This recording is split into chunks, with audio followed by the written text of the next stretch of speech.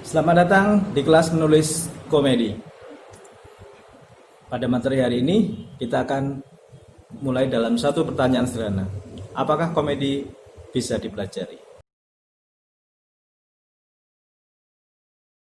Banyak pertanyaan yang masuk ke Facebook saya, kemudian ke WA grup penulisan, atau misalnya di ketemu langsung, itu pertanyaan seperti ini.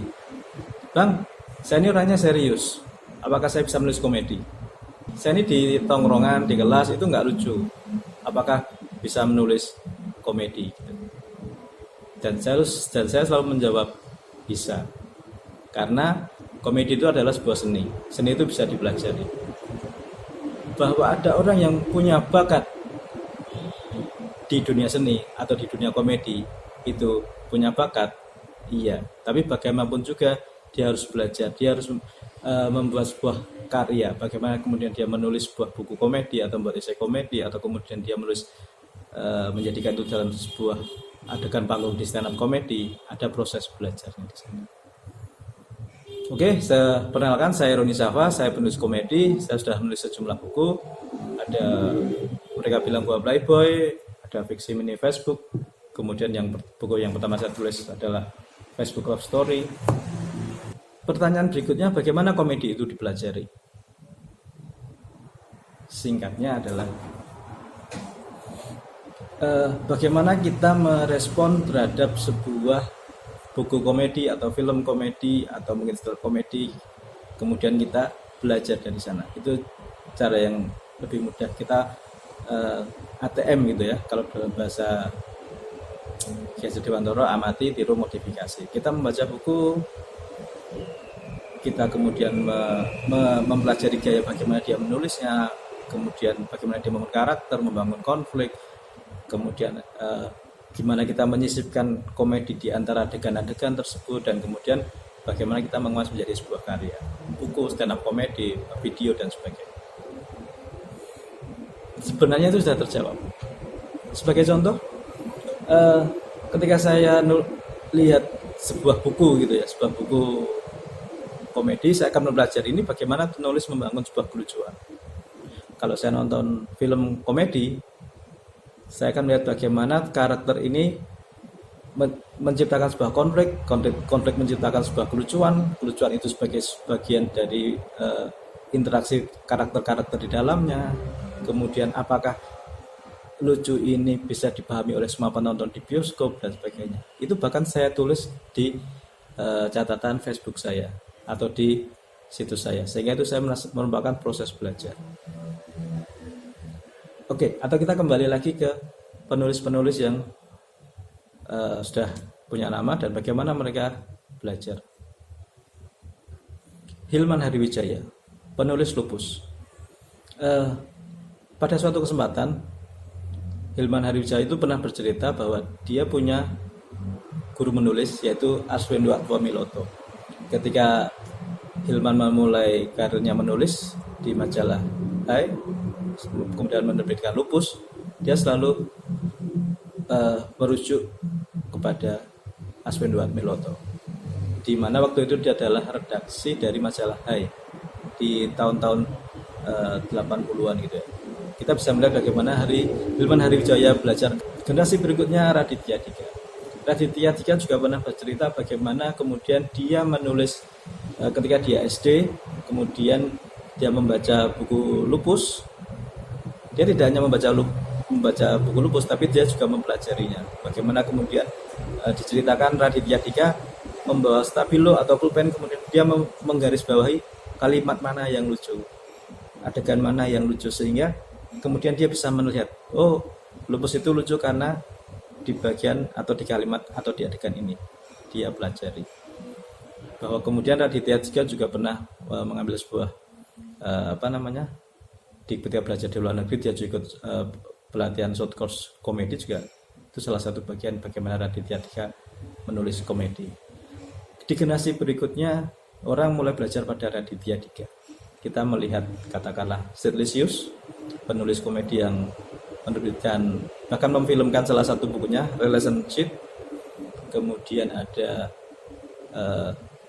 Dr. Rifa yang dalam bukunya Cado-Cado, catatan dodol calon dokter, itu bagaimana dia mengaku terinspirasi dari Raditya Dika. Bagaimana gaya penulisan Raditya Dika yang pelit dalam arti personal literatur itu diadaptasi oleh penulis-penulis di generasi berikutnya. Bagaimana komedi genre komedi waktu itu bukan hanya kemudian cerita lucu, tapi bagaimana catatan pribadi, catatan personal, pengalaman-pengalaman yang dilakukan oleh seorang Setlisius, Alit Susanto, atau calon dokter koas Rifa itu diceritakan dalam buku mereka.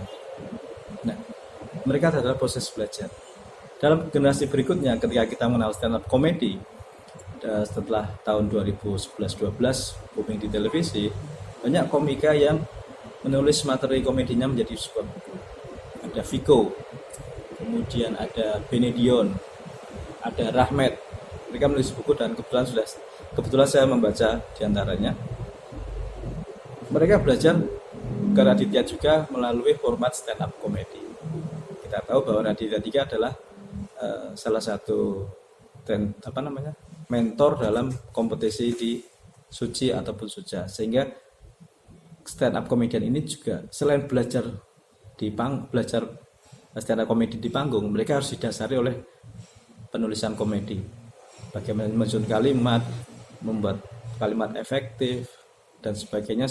Kenapa itu dipelajari membangun kalimat efektif misalnya? Karena stand up komedian belajar menciptakan tawa serapat-rapatnya. Ada istilah LPM, loud per minutes. Nah, itu bagaimana proses mereka belajar. Saya sendiri juga belajar mengenai komedi. Video mentoring Raditya Dika ketika di Suci saya nonton. Bagaimana Raditya Dika memberi materi-materi stand up komedi saya tonton. Panji Pragiwaksono, Ridwan Remin, beberapa komika saya pelajari. Kemudian saya pernah belajar langsung dengan Hilman Harwijaya, Gusur, Boim Lebon, trio penulis lupus. Saya belajar langsung dengan mereka ketika ada sebuah writing camp. Jadi ada writing camp penulisan, menghadirkan 3 penulis lupus itu di tahun era 80-an ketika masih di majalah, sampai tahun 2000-an ketika ada di Indosiar di televisi. Saya belajar langsung komedi dari sana. Saya belajar bagaimana menciptakan karakter, menciptakan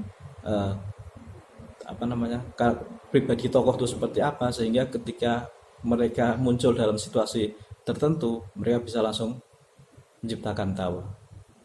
Saya juga belajar melalui komunitas-komunitas, walaupun tidak secara langsung ke komedinya, tapi saya belajar mengenai penulisannya, bagaimana kemudian kita mengenal puebi, kemudian mengenal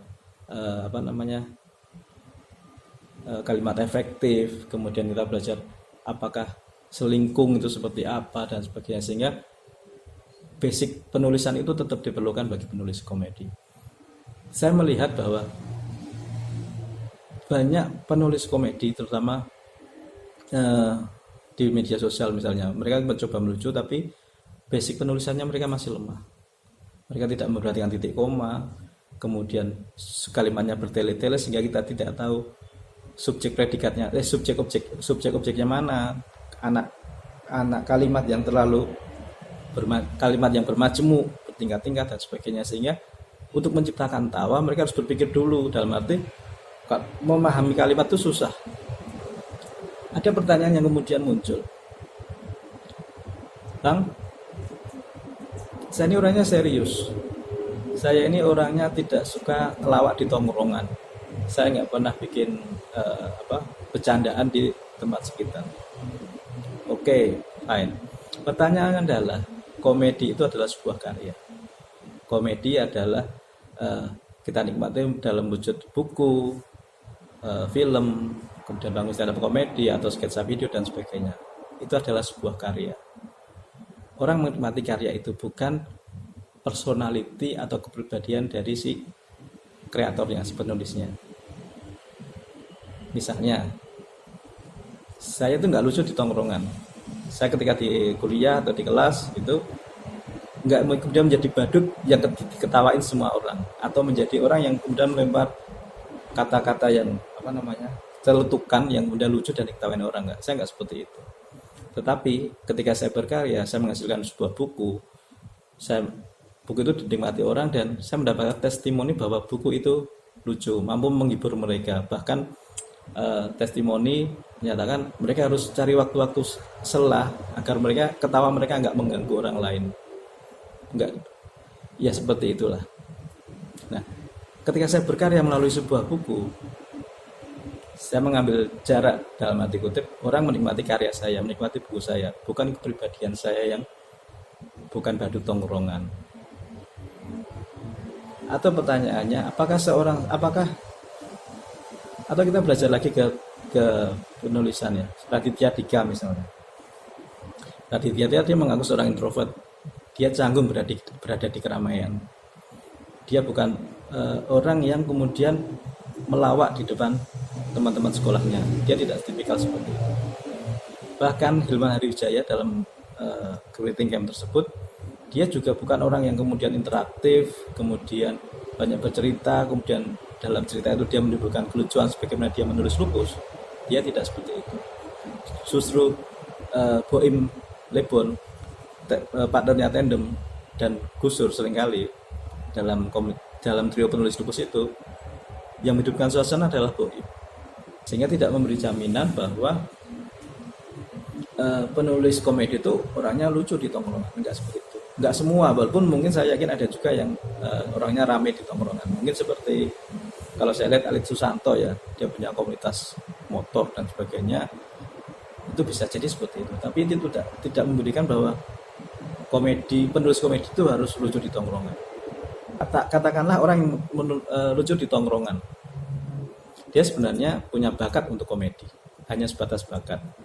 Tapi untuk diolah menjadi sebuah karya, itu dia perlu proses belajar. Bagaimana ketika celetukan di tempat tongkrongan itu bisa menjadi sesuatu yang lucu di buku. Dalam sejumlah hal memang beda ya antara tongkrongan dengan penulisan komedi. Ketika kita di tongkrongan, kita mungkin ada teman yang sudah kita kenal dan tertawa untuk itu. Tapi ketika di buku, pembaca tidak selalu mengenal penulisnya. Pembaca mengenal penulisnya secara personal, tapi ketika dia membaca buku, yang di depan adalah karakter-karakter yang ada di cerita buku, bukan si penulisnya sendiri. Atau ketika si penulis komedi itu menciptakan sebuah pesona di panggung stand up komedi, dia menciptakan karakter yang ada di panggung itu. Bahwa orang itu secara kehidupan sebenarnya mungkin bisa jadi berbeda. Seperti itu. Apakah kemudian komedi bisa dipelajari? Iya. Kalian akan belajar di kelas ini dan kita sama-sama belajar sebenarnya. Untuk penugasan sederhana saja. Ketika kalian ingin menjadi penulis komedi, apa yang sudah kalian pelajari? Apakah sejauh mana kalian berproses menjadi penulis komedi? Ceritakan dalam dalam 2-3 paragraf apa yang sudah kalian pelajari untuk menjadi seorang penulis komedi. Pengalaman itu mungkin akan kita share bareng-bareng, bahwa nanti saya juga akan membaca itu, kita akan belajar, oh ternyata dia belajar seperti ini atau orang lain belajar seperti itu. Oke, saya Runi Safa, sampai jumpa di pertemuan berikutnya.